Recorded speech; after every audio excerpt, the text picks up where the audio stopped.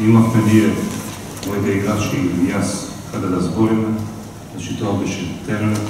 Најпрви сакам да им честитам на Пелистер за финалите, за освоениот куп.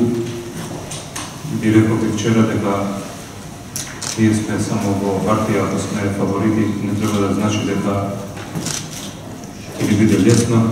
Значи тоа се види и Пелистер дека иде на решено или на пенали.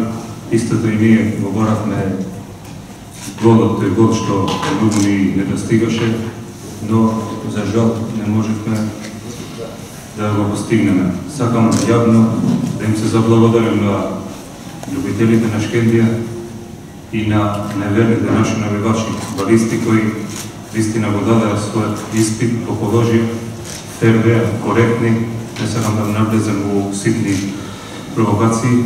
Имаше од другата страна, само сакам да им се заблагодарам и јавно да им се извиним за ова. Се знае, кога се губи утакмица, се знае кој е крив.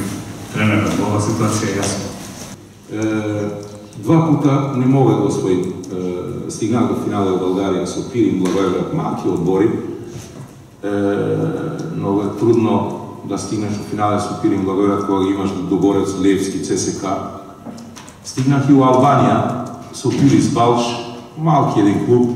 У полуфинале биеме еден Скендер Бел, голем одбор и стигаме до финале, але ето два пута не успех со малки одбори до својим клуб, али ето сега, као един доста искусен тренер, по трети пут ми се насмеши малко и среќа и многу се радвам по трети пут што освоиме Пекар, затоа што од мене се трсаше, се тражише кога дојде Пелистер да идемо во Европа, не да освоиме Пекар, него да идемо во Европа. Дали ќе тоа да биде преко купа или преко првенство, да идемо во Европа, многу се радвам да се заврши сега првенство, според мене само Шкупи и победа ќе трсат кој да нече да игра бараш, све е јасно ше кој иде во Европа.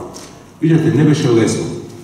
Требаше данас требаше да заустави един много креативен одбор, кој има страшни индивидуалци. Понеки пут од опит ви казвам, од искуство, понеки пут не требаш ти да играш своја најболя игра, него колко не треба да му дозволиш на противника тој да развија своја игра.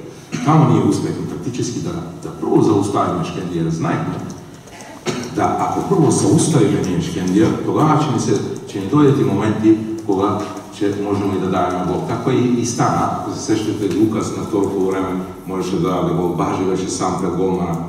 Значи, погledajte таа стрплива игра, значи тоа е више од шаха. Значи, не да играш свој најголем потез ти, него да не дозволиш да противник развие свој потез. Така, нешто повеќе шаха играхме днеско, зауставихме Шкендија.